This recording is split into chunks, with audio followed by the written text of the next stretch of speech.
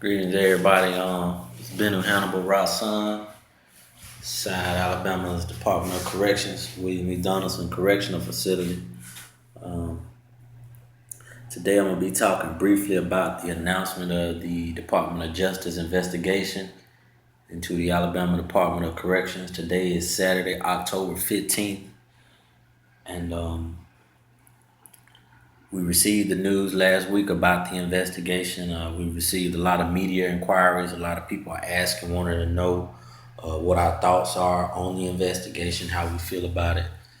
You know, these issues that are going on inside Alabama prisons are nothing new. People have been dying every day. There are many deaths due to violence, drugs, food, water, health-related issues.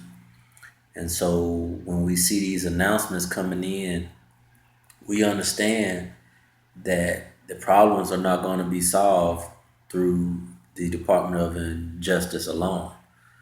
You know, there are situations where we've had people beaten to death, stabbings, multiple incidents of people dying, lack of security, lack of concern for human life, really.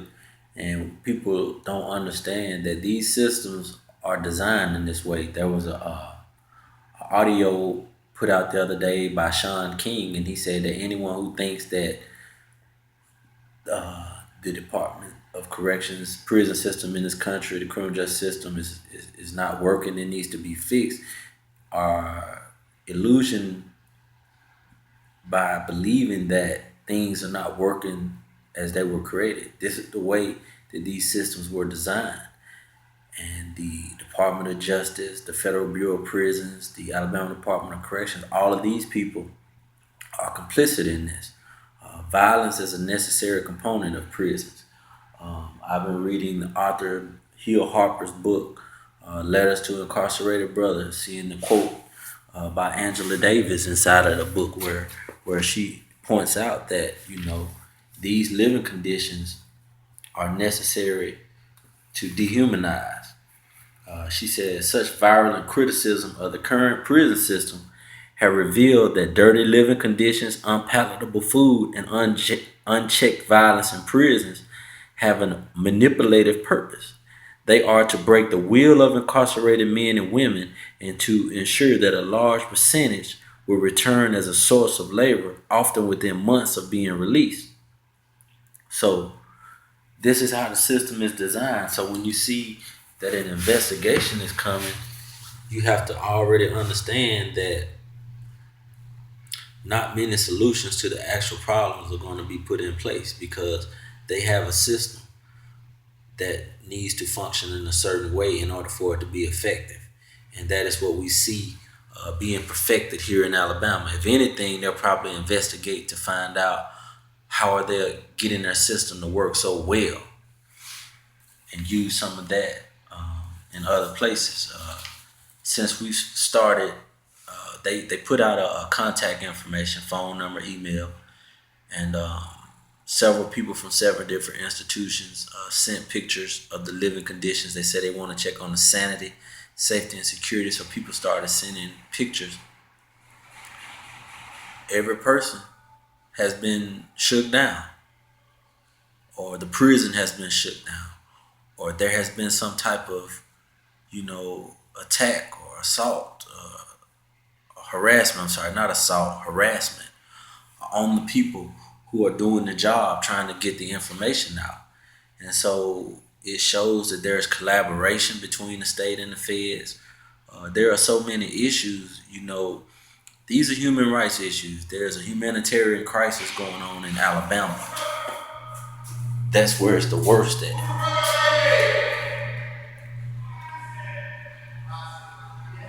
So we got something going on out here. Hold on, let me see. The fact of the matter is there are people dying in prisons all over the United States. And we can't even take the risk of assuming that someone else is going to come and solve these problems. We can't give our power away, not even to the federal government, the United States Department of Justice. Um, we have to continue to organize. We have to continue to remain vigilant. We have to continue to be aware of our situations and the solutions that we've devised, because it is because of the work strikes, the nationwide work strikes, the media, the alternate media. It is because of the sacrifices that people have made from Georgia, South Carolina, Texas, Washington, Indiana, Alabama, Mississippi, the Carolinas, Ohio. It is because of sacrifices that we've made that they're even here. And so we have to remember that we have a power too. And we can't give that power away simply because they've announced an investigation, because they investigated at Tutwiler in 2014, and they released a report saying that they had found that the women had been sexually assaulted, had been raped. We saw a picture of Monica Washington. She gave birth to a child and nothing was done. They found evidence of rape, sexual assaults, sodomies, abuses. No one was prosecuted as a result of the report found by the Department of Justice. So it would be foolish of us to assume that they're going to come and do anything about the problems that we know are existence in Alabama Department of Correction. If they're going to investigate the sanitation, that's not an investigation that we anticipate will last very long. The unsanitariness of the prison system as a whole. And just to put that into perspective, these prisons are double capacity. So when you talk about safety, you're talking about fire safety, evacuation. So you're talking about fire safety, evacuations. And when they come in here and they know this prison is over capacity, are they going to call the fire marshal and say, this place is double capacity, they must alleviate the excess amount of people, or we're going to shut it down? No. So we have to be realistic in our expectations of who these people are, what they're coming in here to do. They said they want to investigate if these are unsafe environments. Well, we have the most overcrowded prisons and the most understaffed prisons, and we have the most violent prisons, and all of it is directly related to each other. So how long is that investigation supposed to last? These are just common sense questions, thoughts that we want to put out there to get people to understand that we cannot be naive. We cannot be stupid, because it would be stupid of us to think that our problems are going to be solved by a Department of Justice investigation. They may alleviate some of the issues. They may do a little window dressing. But you read the letter. They wrote the letter to the governor. They have not invited any outside people to come in. Our family members are not going to be involved. That's what we want. We want our family members. We want mothers and families. We want the Ordinary People Society. We want Mississippi Southern Bells. We want the public to not only be involved, but we want a transparent investigation. We want people to be reported to for press conferences and briefing sessions to the public about what they're finding and what their intentions are. What is the solution? What are the solutions that the Department of Justice have under consideration for overcrowding? What are solutions for violence? Is it building maximum, supermax prisons, or is it implementing educational rehabilitative programs to deal with violence? Is it creating an environment where you have more access to education and resources instead of drugs and knives?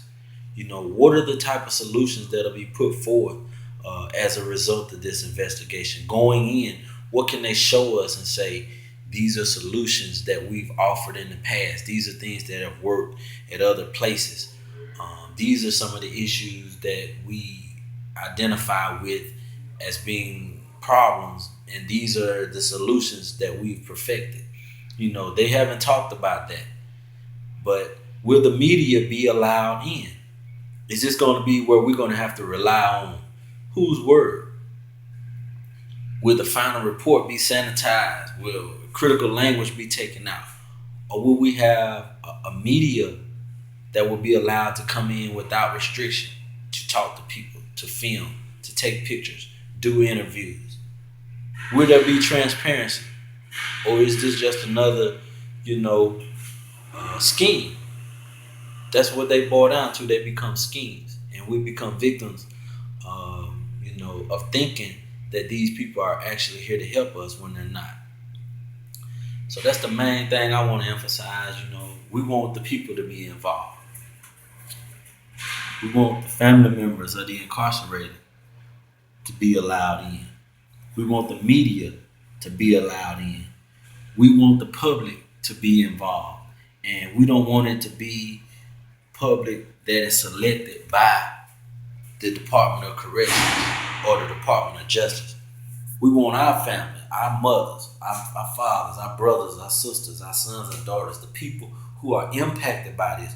We want them to be involved in this investigation also. So that's what we asking for in Free Alabama Movement. If you're really here to help, you're really here to do something about the problems, then these are some of the